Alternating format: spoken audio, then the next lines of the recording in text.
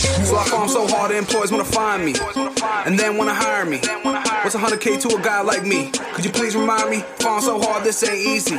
Working late nights, you best believe me. My grades can only go ace. Never wanna see another B unless I'm Jay-Z. Farm so hard. What's good, fam? It's your host, Jim Pruitt, aka PharmD and ED, and I'm bringing you another episode of the Pharm So Hard podcast. Today, we have another special episode, and this is going to be a co-release. I've partnered with Precept Responsibly, and we're giving you guys a phenomenal episode, and I want to say it's one of our best works up to date. A few things to shout out before we get into this episode. For one, happy Pharmacy Week. This should be dropping in the middle of October. So by the time you guys hear this, it should be happy Pharmacy Week for you guys. So I'm thankful for not just all the acute care pharmacists, but pharmacists everywhere, because we are a community, and without all of us doing our job together, we wouldn't necessarily be able to do the things that we do. So thank you for everyone out there. Another shout out to, again, this is going to be when you guys hear this, is going to be our third year of being a podcast. We've done some phenomenal things. We've got highly rated, and for us to have such a unique niche as far as our market, I think we're doing a good job. So thank you for all you guys who've been listening over the last 3 years. It's been a special time for me. So I really appreciate all what you guys been doing, and I'm just really thankful for everything. And lastly, I just want to say again, if you guys are appreciating all of our stuff, again, always look out for our Pharmacy Fraud Day Pearls, with our free blog that gives you some of these bite-sized information that you need from the acute care ED standpoint. And check out the PACU. That's going to be our premium website, and we have a huge project that's going to drop at the end of the year. So go ahead and get on board with that and check us out. And again, all of that stuff is going to be in our show notes. So we're very easy to find, and always get on our email list to stay up to date with the most recent episodes.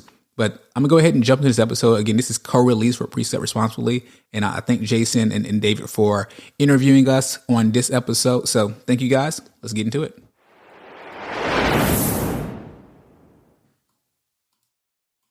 For our episode tonight, we have Jimmy Pruitt from the Medical University of South Carolina, MUSC. And an interesting conversation, which we hope we'll all find engaging. But as always, as we start the night, we need to tell the listeners what we're going to be drinking for tonight's discussion. And I have, Jason, you're going to like this, a Tito's with Diet Mountain Dew mixed in it. Okay. So I have a Tito's and Diet Mountain Dew. Jason, wow. What are you drinking? And then we'll turn it over to Dr. Pruitt. Dave Hughes, I cannot believe you took Mountain Dew and mixed it with something. It's not good enough straight up? There's always ways to improve, Jason. I tell myself that every day. There's always ways to improve. Well, since we are rapidly approaching Halloween, I decided to pop open Stone Brewing's Pumpkin Nitro Stout out of a can. The pop of that nitro sounds really great. Really getting in that Halloween spirit. So I'm ready to go. How about you, Jimmy? Unfortunately, man, I'm sitting here drinking a water and BCAAs mixing that. So my pre-workout drink. Oh, that's awesome. Post-workout drink. I love it. Absolutely. No judgment over here. Got to have lots of great vitamins. All right. Let's get into the content. Jimmy, thanks for being here. Can you give us, our listeners, a sense of your background, training, years of precepting, overall? Tell us about yourself. Yep. So originally from Orlando, and I was originally a football player and got into pharmacy as a chemistry professor. Basically asked me what's my backup plan to the NFL, and I went home and watched the episode of House and thought about it a few, and I was like, okay, I'm gonna be a pharmacist. That's my backup plan, and that was my pass out of class for a week. But went on to Presbyterian College for undergrad, played football there, and went to Presbyterian for pharmacy school as well, and then went on to Advent Health Orlando for PGY1 until my PGY2 at Grady Health System, which was like my dream program. And I always joke around and say I definitely had the best residency year that anyone's ever had. So I went on there, spent some time in Augusta for about a year and a half, and been spending the majority of my career at MUSC down here in sunny Charleston, South Carolina. And I tell people I really get to live my dream that I set out at 15. just the patient cases, working in the ER, all the things I just really enjoy doing, the teaching. Super excited to be energetic about all of this, to be honest. And I've been precepting now for about 4 years now.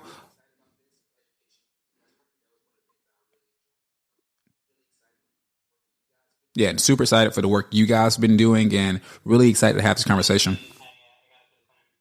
Yeah, Jimmy, and I got to say I'm a big fan of your podcast yourself, Pharmacy Pro. So really happy to have you on today's episode. And although, the years, you have a number of years under your belt, I'm really excited. You're our first emergency department pharmacist we've brought on. I think formally trained, correct me if I'm wrong, Jason.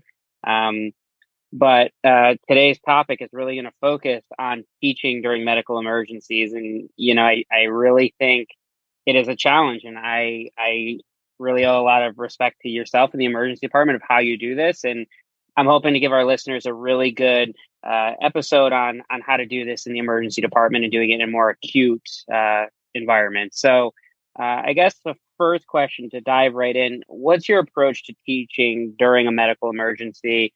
Can you walk us through how you do this in the emergency department when time is of the essence? Absolutely. And as you mentioned, this is something that's very challenging. And it's a very challenging situation to teach medical emergencies while you're actually in those medical emergencies. But I think one of the things that you can do, and it's something that I've tried to make a cornerstone of my teaching career, is this concept I call teaching out loud. And I think it's something that really helped me. And it's something that I do with my learners where I create scenarios beforehand. And I make sure I try to go through the entire process of what I'm thinking of when the patient comes in with that resident or student. And I try to dive really deep into that. I go into small details like where's my equipment? Things like where is the syringe that I'm going to use? What type of needle will I use? Exactly where are these things located? And where's the medications? When I go to the Omnicell, what buttons I'm going to push? What alerts will come up? And I try to go through great detail to think about this because this is where people freak out when it comes to medical emergencies. This is where it really makes it to where I can say my entire plan and create my whole entire pharmacotherapy plan based on the information that I have out loud. And I noticed twofold. My residents and learners, they understand what I'm going to do and not be surprised. But I've also found that my physician and nursing colleagues, they really appreciate it as well because they just do things that I ask them to do indirectly, whether it's something as simple as, hey, I'm going to use this medication for RSI, or whatever it is. I can go through my entire thought process of how I'm going to do teaching out loud. And this is one of the ways that I'm able to guide my residents while actually doing things. And I try to balance teaching versus patient care. I love the idea of like using your out loud speak to implant ideas in your team's head without having to physically be like, I'm going to recommend you do this, this, and this. It's just kind of said out loud by somebody. So Jimmy, that's a great technique for your team, but also for your learners. I wonder, like, before you even approach this situation, do you let learners know, like, hey, when this emergency happens, like, don't run in, like, here's like some expectations for you up front. I specifically think about like maybe some of our ICU colleagues or our floor colleagues, that like, it's not as common for us to have that kind of like rapid emergency. It may happen periodically, but like the resident or the student comes in and they're like, yeah, I really want to be engaged in this. Do you do some pre-talk to like get them set up for what to expect, et cetera?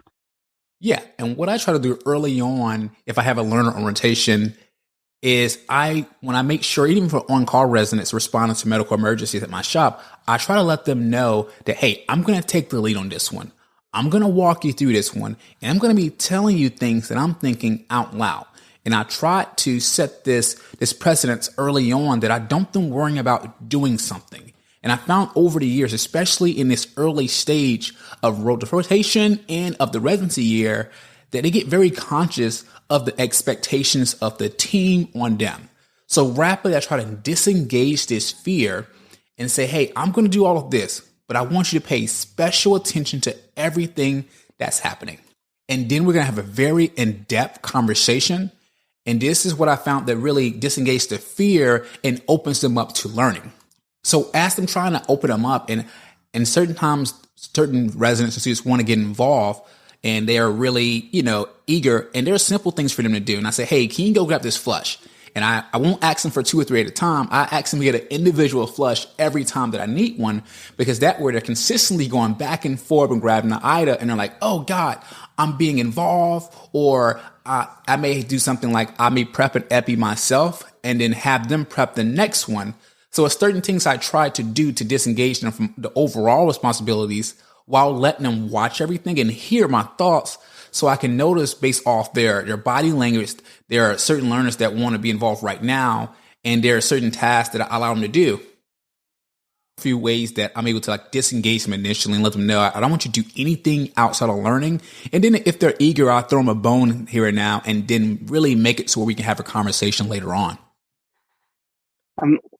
I'm almost thinking it's like I'm hearing like muscle memory, where like it's like the repetition over and over again. It's like syringe, syringe, syringe. And then like over time, they like automatically know where the syringe is. And the next step, prepare, prepare, prepare. And then they know to prepare in those chronological steps. I mean, it's such a great idea and perspective here. Jimmy, what do you do to like work with your residents and learners to get from that like modeling direct education stage up to like coaching and facilitating? How do you gauge that like this person's ready to go? I think that they're like ready for the next step. Or do you just kind of like pull the rug out and say, okay, you're doing this next one? All right. So I would say in traditional work volumes and in severities, because COVID made things a little bit more unbearable to where we had to divide and conquer early on. But in traditional environments, what I like to do, especially right after I've done modeling some of these behaviors, is that I have a very in-depth conversation and simulations where I say, okay, we did this particular case, but what if this happened? And then I ask them certain questions and I drill them. And if they're able to really understand what's going on and engage with me, and I can follow their thought pattern, and I would challenge them to say, you want to use Rocky Ronin for this patient? Why? And then challenge them to say, okay, be able to go through their entire thought process as if a nurse or a physician was going to challenge them. And if they can explain this to me, and I'm able to find that I can be there for them and walk them through the scenario from the side, and they can be effective in the resuscitation, then I switch positions and say, hey, I'm going to be your runner now. And I can be involved in a slightly different way. So once I switch positions with them, and initially once they're able to show me that they understand the thought process that's needed, I switch places and tell them, okay, now I want you to think out loud. And that's really been something that's been intriguing for me, because I get to assess them prior to the patient getting there to let them know how much rope I'm going to give them. So, for example, we had an EMS report prior to a patient getting there. I say, okay, rapid fire. What's your thought process? What medication do you want to get? What are the things that you're thinking of? What do you need for this case? And I always use the phrase with them, what medication will you need for the next 15 minutes right now? And I caveat it with the scenarios that you think and the ones that you know that I may think to ask you, what medications would you need? Then I caveat it with I'll take over if things get rough, and I'm really able to kind of switch roles and let them fly solo if they're prepared at that time. And Jimmy, it seems like in this methodology that, not every resident, student, learner is going to get through that same trajectory.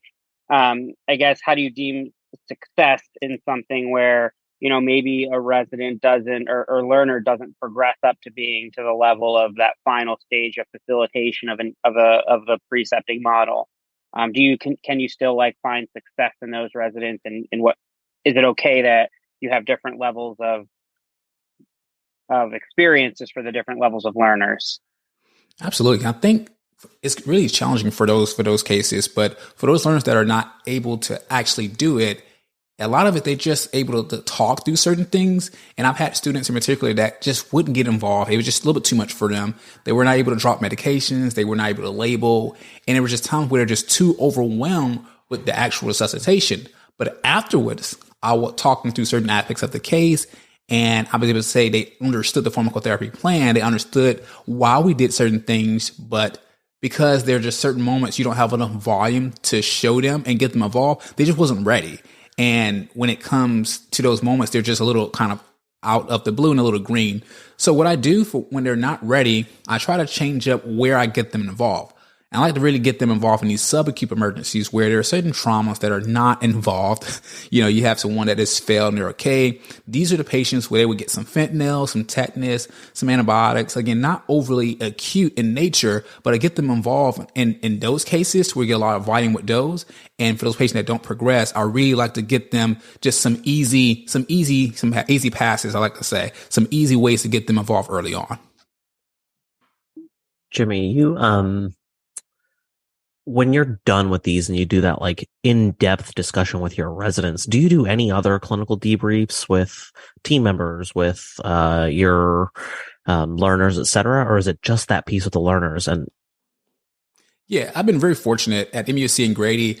I get a huge team as part of my traumas and a lot of multidisciplinary interactions. And after the case, what happens is it's usually an impromptu teaching where I'm debriefing with my residents, and I usually catch the other interns and lower level physicians that are part of the trauma team looking over, engage. And what I like to do is introduce them to the case as well and get their thoughts on certain things where I know that it's something that's going to be on their boards. Hey, why'd you order this particular, CTA or CT abdomen pelvis, or ask some questions involved in their role in the case. And that way everyone gets to be part of the learning process.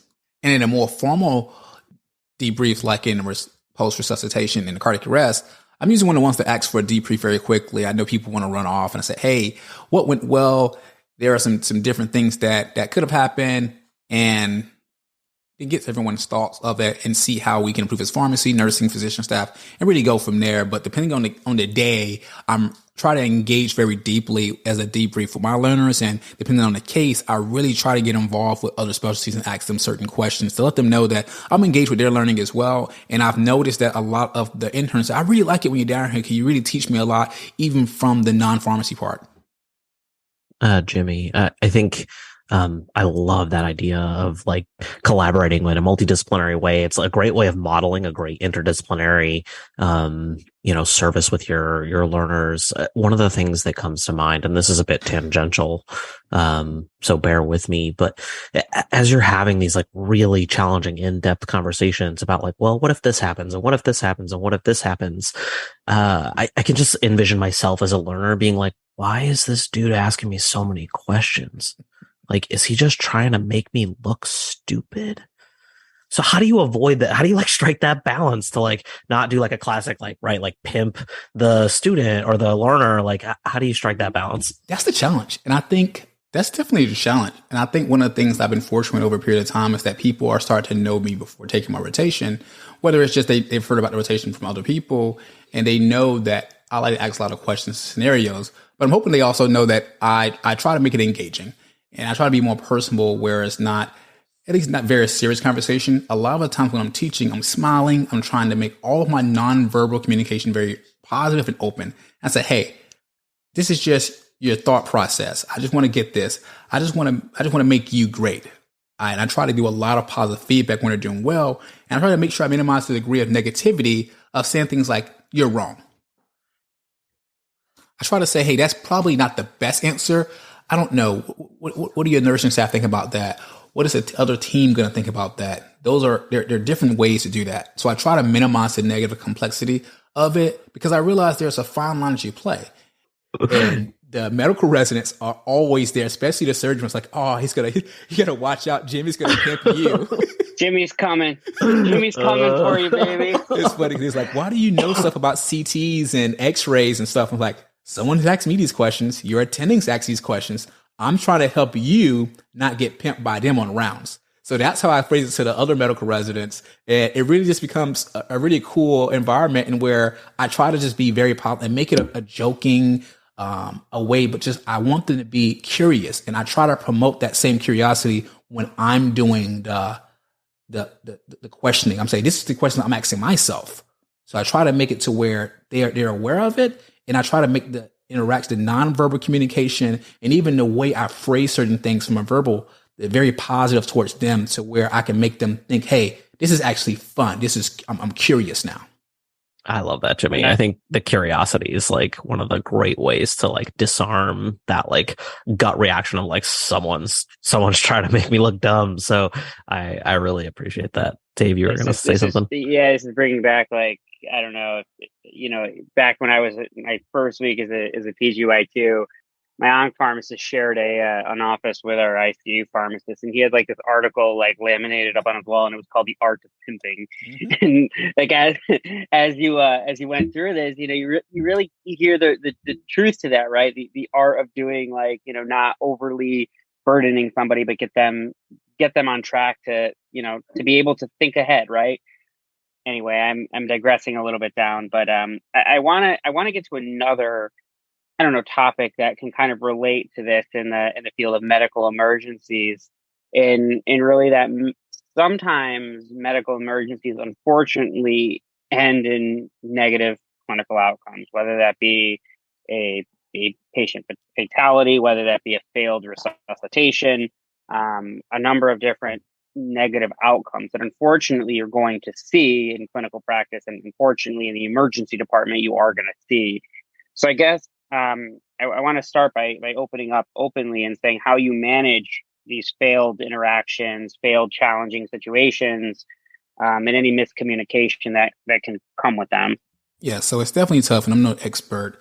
I would say that it's an art and something I've tried to learn over the years. And a lot of it starts intra-resuscitation, because we're fortunate now, after 15, 20 minutes into the case, most of us have a good sense of how this is going to end. And again, you may have some surprises, but for the most part, the information you've gathered in the scenario that you've played in your mind, one of the scenarios is always going to be, what if we fail? And I try, depending on the learner and where they are in their career, I try to be very conscious when it comes to my students. In my emergency medicine elective, I bring in 5 or so students every Friday to shadow me in the ER. And last week I had a case where they were there and we had an intubation. I thought part of the process, one of the scenarios is that this patient may go into cardiac arrest.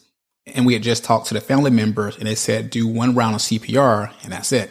So she has a very high probabilities of not, making it back. So through that process, I positioned my students at that point towards the door. And I said, as this goes on, I don't want you to ask me. If it becomes too much at any point, I want you to step out. This is not part of your grade. This is not part of anything I want you to do. It's not important. It's not important to me that you learn this right now. But do you think that is a necessary need in a emergency department rotation, that students or learners need to have that experience? I think so. I'm fortunate to say that it doesn't need to happen the first time every time. So I know that my students are going to be in the ER 3 or 4 times. So from there, I say, okay, the first time, this is what we're going to be expected to see. I let them know, hey, this patient may die. I'll be very honest with you. I want to make sure that you have that in your mindset before we walk into this room. Are you okay with that, or do you want to hang out right now? And as you progress through the rotation, as you progress through the time, then you can start having conversations about how to deal with it. But I think initially I tried to position the students and let them know through the phase of the resuscitation how we're going. Things may not be going well. If you want to step out, this is okay. And then once we go through the process, I have a student for weeks, and I say, hey, this is what's going on. Let's debrief the same exact way. What could we have done better? What could we have done differently? But now let's transition to the emotional side of this, because I believe that's a big part. And last week, I got my students, put them in the room and said, hey, this is how I deal with tough cases. Usually it involves something personal to me. So whether it's someone like a child or it's someone who looks like a family member, I've cried on shit multiple times. I felt these things and I let them out immediately. And I talk to people to let them know what I go through, and I share that. Case, I have to walk this off. I have to do this to get myself through the case. And I let them know that all these things, because if you say, hey, I've cried, I've called people, I have touched shift, I have to walk out for a second, then it makes it to where they're okay. They're okay when they have to do it. So I try again to put into phases, because I believe the first time they go through this, they doesn't need to be the first time they see everything. But after a while, I try to transition them all the way through it, and even check it up on residents and learners the day after when they've had a tough case. Mass casualty is a big one. Very challenging case involving OB.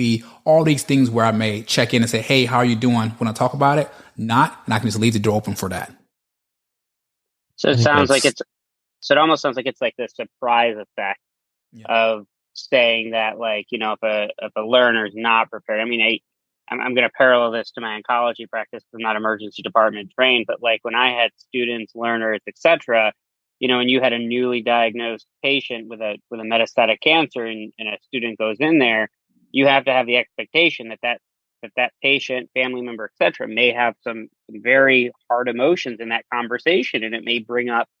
But I found preparing students for these conversations, preparing residents for what could happen in these scenarios was really effective at having them deal with these mixed emotions that come up in clinical practice. Absolutely. Can I just say, Jimmy, is someone who has like a unfortunately trauma-filled background, with like my own kind of challenges and struggles as a person. I am incredibly appreciative of you taking the time to like explicitly tell people like your grade is not attached to your reaction and how you manage these things. Your social and emotional intelligence is something that will build over time and not something like day one. I'm just going to like dump you in on like a, postpartum case, right? Like I think about like literally it was my first week back from paternity leave with my first child. We'd already had multiple miscarriages at that point, and I had an OB case in the OR. Planned C-section was not going well, not looking well. There was no backup. There was no one around. I had two learners, and it's like me trying to figure out like, what am I going to do about like myself as a person, as like I'm literally watching this person that could have been my wife like 3 weeks ago. It's like we all struggle with it. It doesn't matter if you're a brand new student and you've not experienced it. If you're a practitioner that's been doing this for 15, 20 years, like there are cases that will get to you and make it really challenging. So I applaud you for, like sharing that piece of advice for people. Because I think we all have this idea that like, well, you're in medicine, you need to have like a stiff upper lip and like, you just got to keep going. Like, no, sometimes you don't. Maybe you need to like call someone, find help. And I really love that idea with connecting with that family member that like maybe brought that up for you. That's some really great advice. And I just want to like hone in on that as like the emotional intelligence piece. So thank you, Jimmy. Thank you. It's tough. And I think the more we're in these states, and I think that we're fortunate to be experienced with these things and see it so often that we know at the end of the day, none of this stuff matters. A lot of these, I like to say pharmacy is very concerned with surrogate markers of professionalism. And these are one of the things that I've heard people say before. Oh, I had my student cry on me. I had my resident cry on me because of blah, blah, blah. And it's like, that doesn't matter. Again, I've done some things that I really appreciate, and I've also cried on shifts. So that to me doesn't make it any better or worse. It really doesn't matter much. Our students and learners should know that they're not going to be impacted by that. And any preceptors out there that are, judging their students or learners based on their reaction to something, and they're literally 1 to 2 years into their career, I have a problem with that. I hear you. Taking a slight twist into the positive direction. When you have like I think of about myself as like a PGY2 critical care resident that did some time in the ED. Like when you have a case that just everything works out perfect, you like sedation is spot on, RSI is spot on, you get pressor started, like all of a sudden they start looking like way better. They pink up, they look great. Like how do you like manage the emotions of like that extreme success and then like pivot that to like maybe additional learning opportunities, or like what do you do to like temper that resident from that walks out of that like case and is like, boom, I nailed that. Don't talk to me. I got this. I'm out. Absolutely, man. I think those are the hardest cases to learn from. Because again, with my background in sports, when everything goes well, you don't practice those things that get you there, the fundamentals. And one of the things that makes it unique is in those moments where I celebrate the win very quickly. And that can be as something as, hey, you did a phenomenal job on that. I'm buying dinner. But before I buy dinner, let's talk about this a little bit more. Let's talk about what if this would have happened? What if that would have happened? And then what I notice is that they go from like, all right, okay. All right, I was really happy about that. But I think we know, and especially in an ER and in the unit, you can never celebrate too early. I've had cases where I thought we did a great job. We've got Ross, blood pressure's looking good, titrated off pressors, and then they go to the unit and code again and don't make it. So I think it's more of a standpoint of, okay, what are the next steps? And I keep reminding my resident, my learners, what's the next medication? What's the next step? What if this happens? So if we get a great patient, we resuscitate them, we get sedation on board. Okay, if the patient becomes hypotensive and agitated, now what? If the patient becomes hypertensive and agitated, now what? And try to make it to where you keep a plan going. You try to transition that to additional learning. And what I like to do is I like to ask certain questions that I know they probably haven't progressed to yet, and make it to where they can have some more questions to go home with. I make all my learners have an Excel sheet with DI questions for every rotation, to where I say, okay, at the end of the week, give me your response to all the questions I asked during the week. So one of the things that I do is that during certain moments where we're high-fiving, that's great. That's a phenomenal job. We're going to celebrate this. But there's something, a part of this, that we could have done better. So I talk about those parts of the case. And there are some other aspects that we didn't get to yet.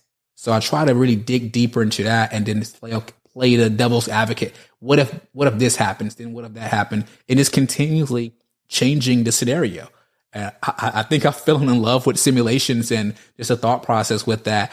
And you can continuously change the scenario and get additional learning aspects out of one case.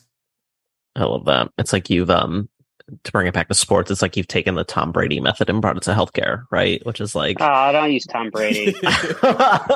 You could never be perfect, right? Like there's no such thing as perfect. There's only striving for perfection, and you'll always be moving there. So that's, sorry I brought up Tom Brady, but I'm gonna mix the two last thoughts together and get your perspective on this.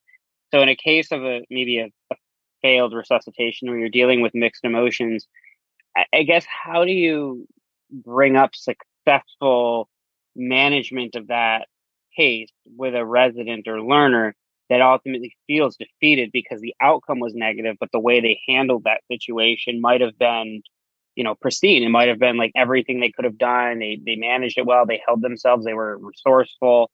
I guess, how do you overcome that and work that balance into a negative outcome case? I think what I've learned through that, timing is going to be everything. And reading your residents and where they are emotionally at that time. There's some times where I would say after a tough resuscitation, hey, take 15, 30 minutes, go eat, go do different things, and just detach from the situation for a second and kind of get alone with those, get away from the environment, get away from the stimuli. We're fortunate to our resident office is very far from the ED. I make them go elsewhere for a second and give them time to be okay. And once we come back, then I can start engaging into the processes that was actually pretty good about that. Because usually, again, the great thing about the ER and and acute care in general, there's times where it's hey, we tried, we did all the things, we did these things well, and usually during that time frame when they're away, I can gather feedback from the team. And one thing that I noticed is that all of the residents love getting appreciation from other specialties. When the nurse say, hey, you did a phenomenal job getting those drugs set. When the physician tells them, hey, we couldn't have done anything with you without you being there. Those things really prep them up. And then once I kind of beef up their spirits with the things that we did well, and then we can start getting to more, I hate to make it this way, but it's all about the case. The case, what was the actual case? What did we do? Did we do those things correctly? And for next time, what else can we do better? How can we modify? But I think taking some time away from from that scenario, getting away from that environment, beefing them up with some positive feedback. If they did well, I'm not a fan of always giving great feedback. If you are horrible and I had to step in and take over the case, but I think they did well. They tried their best from what the skill set that they have. There's always a way to say, hey, this is what you've done well. You've learned this particular skill set. You made the right decisions based off what you know. And I can't ask any more from you from that standpoint. But these are some different ways for them to learn and ask their opinion. How do you think the case went? How do you think all the different specialties performed? And really just try to make it to where I try to not make it personal if I can. But at the same time, it's giving them the positive feedback and asking them what is the learning process from this case, and try to move on from that and get their mindsets on something else. It's tough. If it was easy, everyone would do it, Jimmy.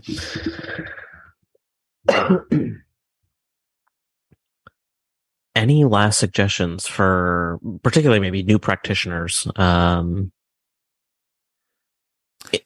Yeah, let me start that over. Jimmy, any suggestions for new practitioners, maybe in a variety of settings, say like the floor, ICU, that maybe don't run into medical emergencies all the time, but do periodically and maybe need like to make split decisions. Like any last minute tips or advice for those situations outside the ED? I think one of the biggest thing I would take from this, and I guess the model that I keep preaching about, thinking out loud, it's okay to tell your learner to sit there, watch everything, and we're going to discuss things afterwards. And you can discuss things when you're ready as a new practitioner, because sometimes as a new practitioner, you're very unsure of what you're doing. Sometimes you're unsure of how to discuss these things. It's okay to take a moment, take care of your task, and then later on a different time, then discuss these things with the resident or learner. And then also, I think one of the biggest things that I struggle with initially is not having the answers to the questions up front.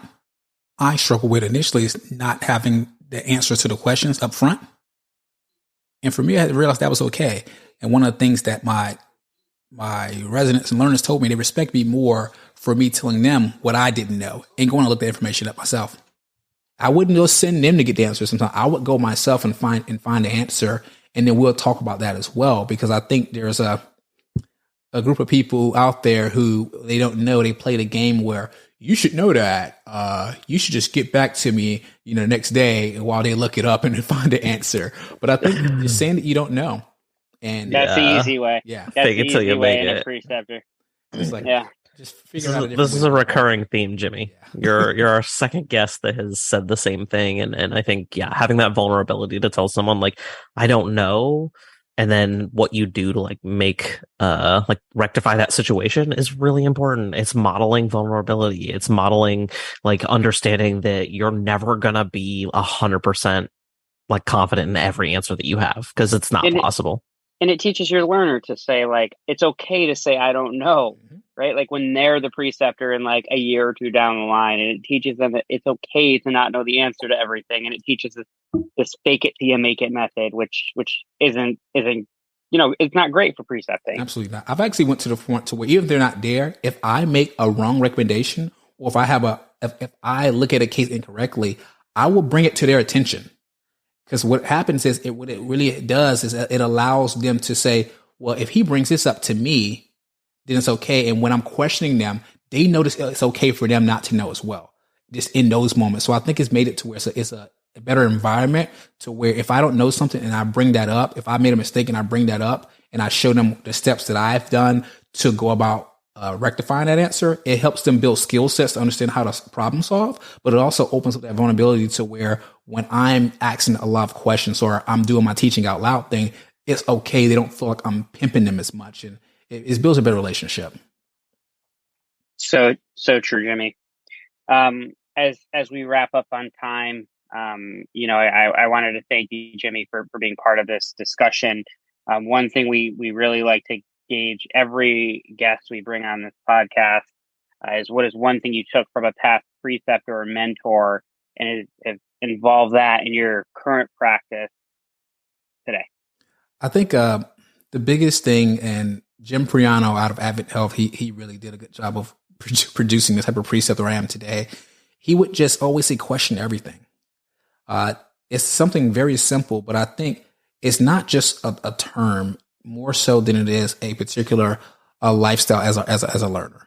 And I think when he says question everything, it's like question me, question the literature, and he's always saying, that's interesting.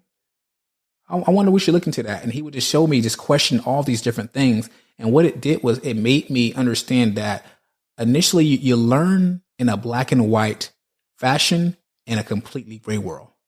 And once I understood that curiosity can help you navigate the gray better and question things, it really led to a much higher job satisfaction, and really just me I like to say that I'm just in love with emergency medicine and just pharmacy in general. And that's the one thing that I've taken from Jim Priano, just questioning everything and displaying that same enthusiasm to question everything. I can definitively say, Jimmy, you are like the model person for always looking to learn and educate. I mean, you do it in your spare time, you do it at work, you do it in your second job. Strong work there, bud. I appreciate that. I just wanted to pop in to say thanks, Jimmy, for doing this. We've gotten to work on a few things prior to this, and anytime I get a chance to pick your brain about any topic has always been illuminating, and I really appreciate you taking the time to chat with us today. I'm just thankful for you guys. I think the listeners for listening to me talk for the last few minutes, and just thankful for the opportunity. I'm really happy with the work you guys are doing, because a space that we really need it, and especially in a more casual way. And I think most people want to have preceptive development. They feel a little overwhelmed with the, I would say, dryness of the information. And I'm just being honest, how dry a lot of information is. But you guys have done something really special in being able to get the key concepts, get the key topics, and talk in a way that preceptors get. So I don't want to underemphasize the work that you guys are doing. This is going to be big. It's going to be huge, and now and then for the years to come. So to work with you guys, and again, everything you've asked me to do, I'm just going to do, because I really appreciate when other people are passionate about certain things, and precepting and teaching is, something I really live by. I really appreciate that, Jimmy. I'm blushing. I don't know if it's that or my afternoon drink. All right, but listeners, thank you so much for joining us today. All right, guys, you just got done listening to our latest episode with Precept Responsibly, discussing teaching during medical emergencies. And I really think those guys are doing a phenomenal job. And as you guys can tell, it's a great episode. And we're going to do more work with them. We're going to do more work with some of the other podcasts that are out there, because, again, we're just a community. So for our third year anniversary, if you guys are listening to this, we're going to be giving out merch all month. So what I want you to do is tag us on social media and let us know what was your favorite episode this month, or shoot us a DM and let us know some feedback of what you experienced with us over the last 3 years. So I thank you guys, and you know how we end every episode. You don't have to be a pharmacist. You don't work in an ED, but everything you do, make sure you Pharm So Hard. Closes it. Ozzy scratches his head. Whatever she's looking for, it isn't in there. Perfect.